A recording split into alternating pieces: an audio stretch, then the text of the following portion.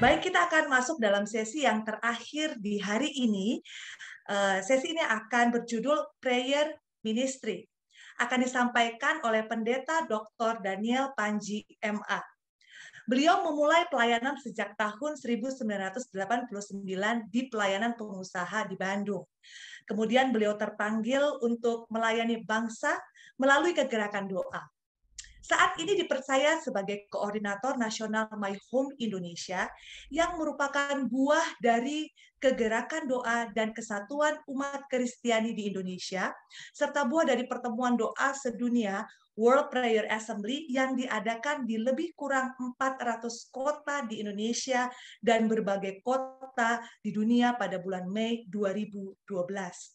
Beliau juga sebagai penasehat di Jaringan Doa Nasional yang merupakan kegerakan doa umat Tuhan atau gereja dalam bentuk jaringan untuk mempersatukan tubuh Kristus dan menjadikan gereja sebagai saksi. Kepada Pendeta Dr. Daniel Panji, waktu dan tempat kami persilahkan. Puji Tuhan, Shalom. Semangat, amin. Dalam situasi apapun yang terjadi, God is good, ya. Nah, saya menyelami Alfa ini luar biasa sekali, luar biasa. Ini menjadi salah satu kunci untuk penginjilan bagi dunia.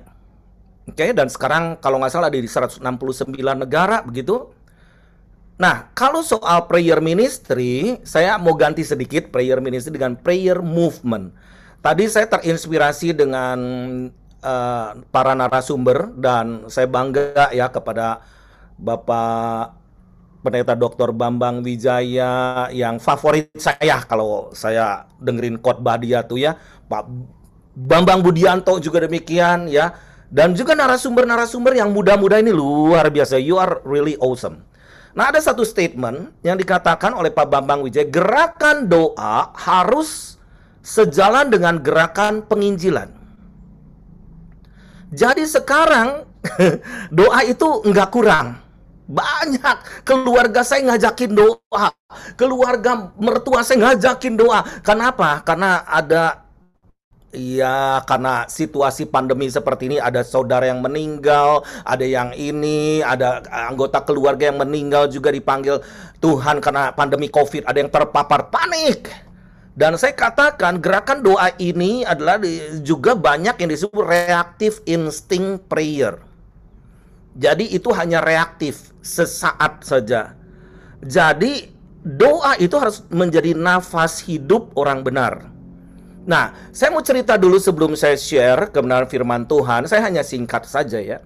Nah, ketika berapa belas tahun yang lalu, saya lupa lah, mungkin 11-12 tahun yang lalu, saya ini pergi ke Alpha Conference di London. Waktu itu diundang oleh Nicky Gamble untuk menghadiri konferensi di sana, di Holy Trinity Brampton Church. Nah, yang saya tahu di sana itu tuh anak-anak muda terhilang.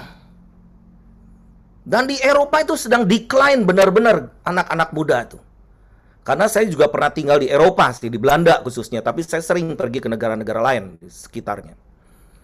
Tetapi waktu itu saya terhibur sekali ketika saya mengunjungi Alpha Conference ini, di mana ada Katolik Roma dia bicara, gereja-gereja dari berbagai denominasi dia bicara, dan juga ada sambutan dari Pangeran Charles waktu itu. Nah, saya waktu itu saya pikir saya mau duduk di, itu Holy Trinity Brampton Church itu, wah itu gereja yang kuno banget, tapi didesain sedemikian rupa sampai ada lighting, laser dan sebagainya. Bahkan kafenya, tahu nggak Bapak Ibu saudara-saudari semua, kafenya di mana? Di bawah gedung, gereja. Di situ ada kuburan dibikin kafe, dan ada juga taman-taman bacaan gitu, buku-buku bacaan dan sebagainya.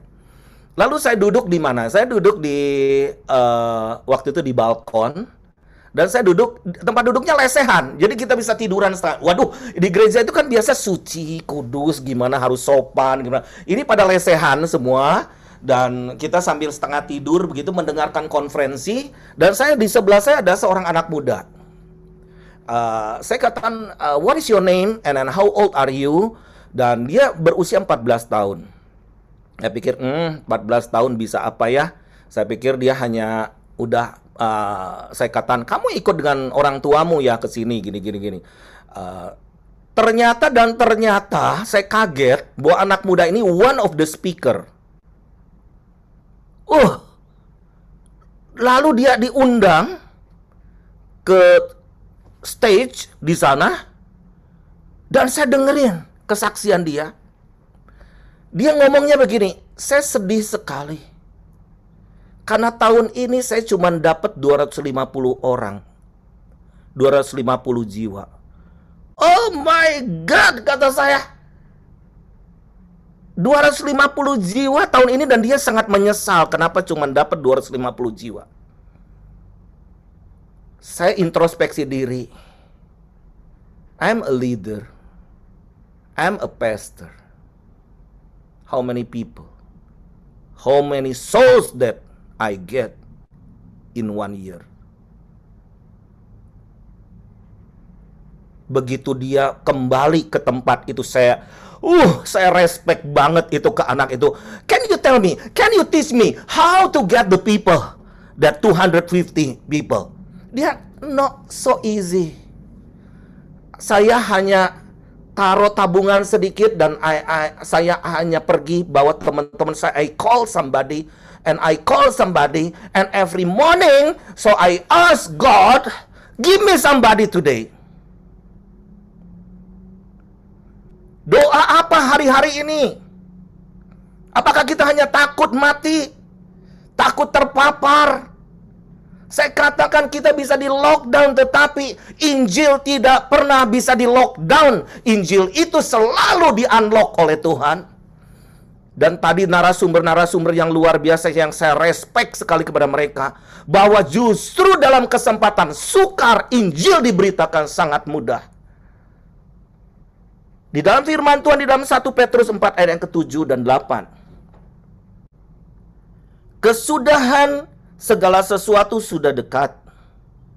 Karena itu kuasailah dirimu dan jadilah tenang, supaya kamu dapat berdoa. Tetapi yang terutama, oh my God, ayat ininya dong juga. Tetapi yang terutama, kasihilah sungguh-sungguh seorang akan yang lain, sebab kasih menutupi banyak sekali dosa. Saya ada di Pelabuhan Ratu. Udah 2 minggu lebih. Bukan ingin menyingkir, tapi saya pergi juga ke desa-desa.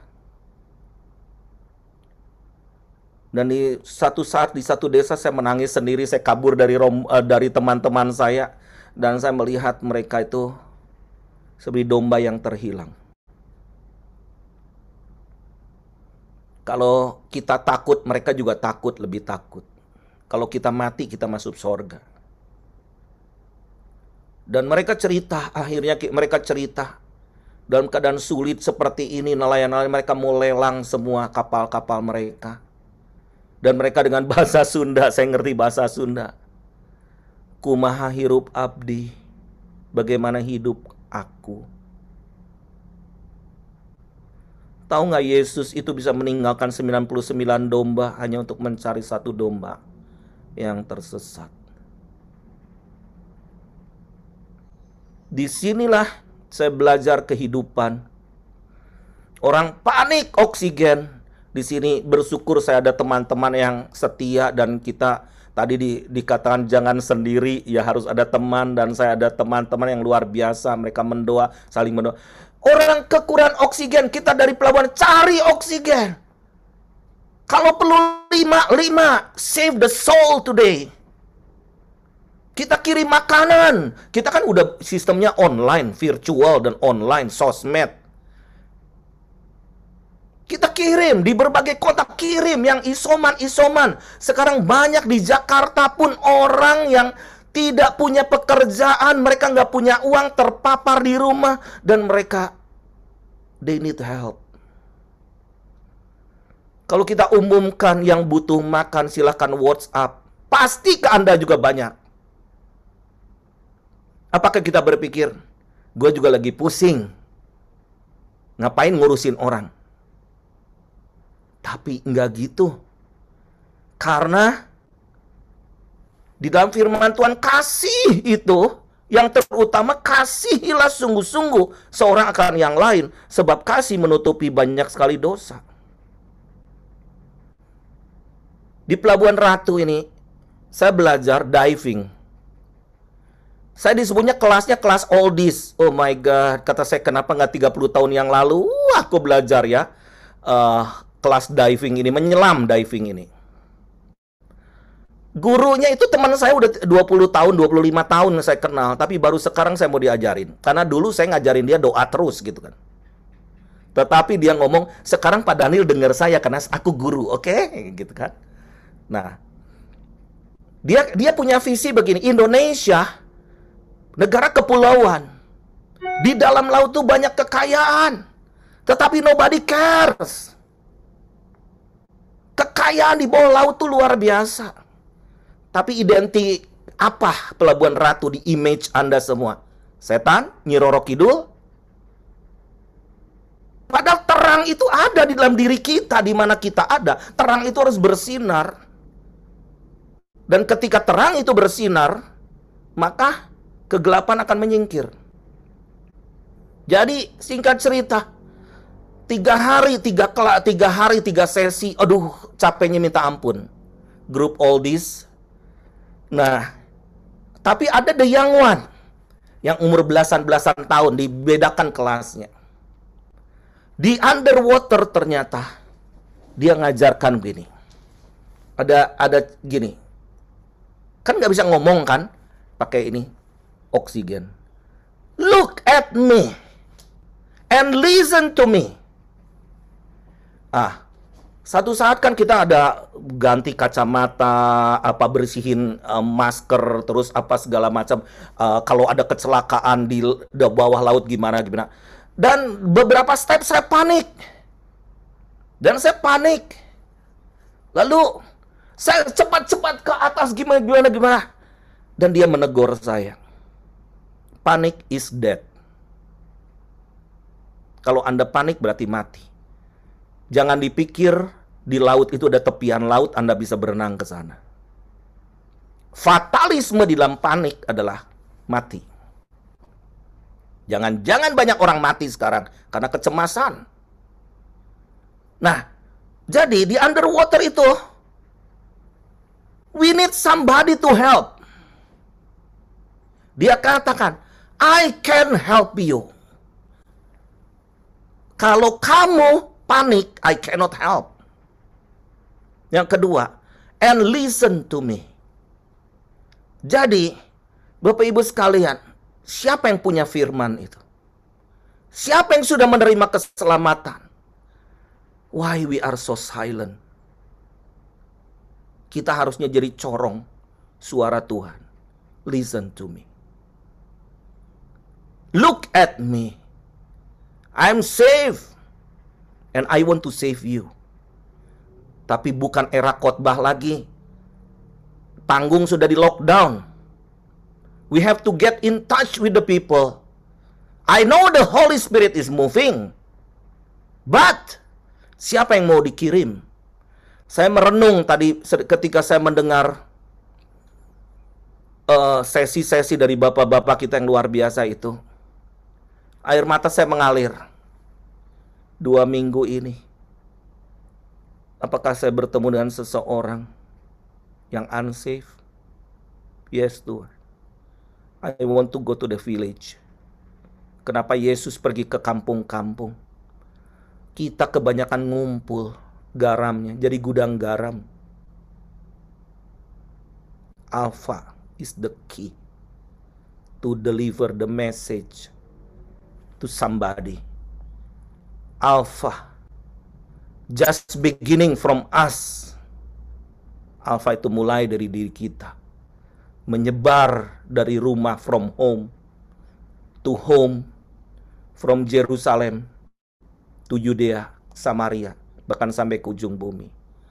Tadi luar biasa. Pak Bambang katakan gini, ya ada dua Bembeng ya. Pak Bambang Wijaya mengatakan begini, di dua buku yang ditunjukkan ke kita, justru kekristenan meningkat ketika masa pandemi. Kekristenan meningkat ketika dalam masa kesulitan. The time is now. Aku melihat Anda semua akan dipakai. Grab ribuan, jutaan orang. Ini era virtual, era sosmed, era VUCA, revolusi 4.0. Ini era eksponensial, masa kecepatan. Dan saya percaya kecepatan untuk penginjilan, Injil kerajaan akan diberitakan di seluruh dunia menjadi kesaksian buat semua bangsa. Maka tibalah kesudahannya. Mari kita berdoa. Bolehkah saya memohon kita semua taruh kedua belah telapak tangan kita di dada kita. Rasakan paru-paru kita. Nafas itu kehidupan. Betapa banyak orang yang struggle saat ini dengan nafas, harus pakai ventilator, oksigen dan sebagainya. Hirup udara. Hirup udara di kamarmu saat ini. Bagaimana God is so good. Kita bisa menghirup napas dengan tanpa bayar. Hidup itu anugerah. Nafas itu kehidupan. Biar setiap kita akan dipakai Tuhan. Dipakai Tuhan. Ada somebody else. Ada kampung. Ada desa. Ada kota. Mungkin di luar benua sana juga sedang menunggu kita. Tetapi apa respon kita saat ini? Apa respon kita? Katakan, here I am Lord. Send me. Ini aku. Kirim aku. Utus aku Tuhan. Banyak orang suffer di lingkungan kita. Bukan sekedar kita hanya berdoa. Tetapi maukah kita menjadi jawaban doa bagi orang lain? To bring the good news. Membawa kabar baik kepada banyak orang. Membawa berita kelepasan. Mendoakan orang yang sakit. Memberi makan kepada yang lapar, memberi minum kepada yang haus, memberi pakaian kepada yang telanjang. Mari katakan, ini aku Tuhan, pakai hidupku selagi aku ada. Supaya ini kita bisa melihat masa penginjilan. This is the golden period of time is now. Kiranya Tuhan memberkati Alpha, berkati Pak Budiman dengan seluruh pengurus, berkati. Kami melihat bahwa ini seperti jala. Jala yang akan ditebar. Jala yang akan ditebar Tuhan di laut yang dalam. Dan kami akan menangkap ikan-ikan itu. Ikan yang besar-besar. Jiwa-jiwa. Semua untuk kemuliaan nama Tuhan. Berkati bangsa Indonesia. Di dalam masa pandemi, dalam kesulitan. Mereka yang kekurangan makan, mereka kekurangan oksigen, nakes yang kekurangan tenaga. Tuhan tolong. Bukankah firman-Mu berkata, berserulah kepadaku, maka aku akan menjawab engkau. Aku akan memberitahukan kepadamu hal-hal yang besar yang tidak pernah kau ketahui dan tidak pernah kau pahami. Tuhan, kami mau selamatkan jiwa-jiwa. Dengan doa secara tubuh, jiwa, dan roh. Terima kasih Tuhan. Kiranya shalom Tuhan ada pada kami semua. Di dalam nama Yesus. Amin.